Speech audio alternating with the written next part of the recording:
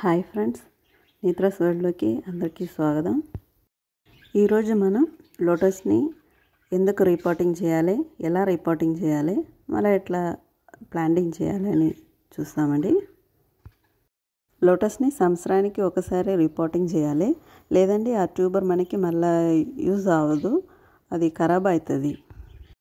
ఈ వీడియోలో చూసినట్టుగా మనం టబ్ని ఒకటేసారి ఆడ కింద పెట్టాలి. అప్పుడు మొత్తం బయట వస్తుంది. మళ్ళా వాటర్ పోసి ఆ ట్యూబర్ని తీయాలి. ట్యూబర్ తీస్తున్నప్పుడు మెల్లగానే తీయాలి, ఎందుకంటే అది కొంచెం సాఫ్ట్గా ఉండదండి. మనం ఫాస్ట్గా తీస్తున్నప్పుడు అది ఖరాబ్ అవుతుంది.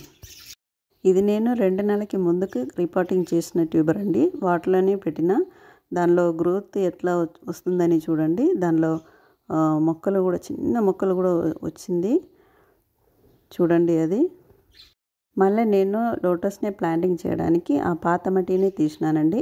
ఆ టబ్లో ఉంది చూడండి, పాత మట్టి మీద కొంచెం ఎర్రమట్టి పోసినానండి. ఎందుకంటే ఆ పాత మట్టి నుంచి మళ్ళా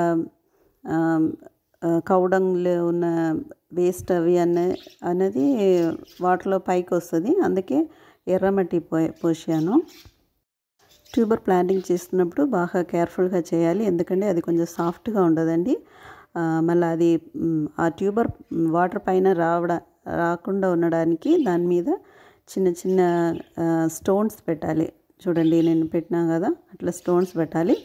మళ్ళీ వాటర్ పట్టుకున్నప్పుడు ఏదైనా ప్లాస్టిక్ కవర్ పెట్టి దానిపైన మనం వాటర్ పట్టుకుంటామండి. కలర్ చేంజ్ కాకుండా నీట్గానే కనిపిస్తుందండి. ఒకటేసారి టబ్ నిండా వాటర్ పట్టాలండి, అప్పుడే బాగానే వస్తుంది. Okay friends, thank you. Happy gardening.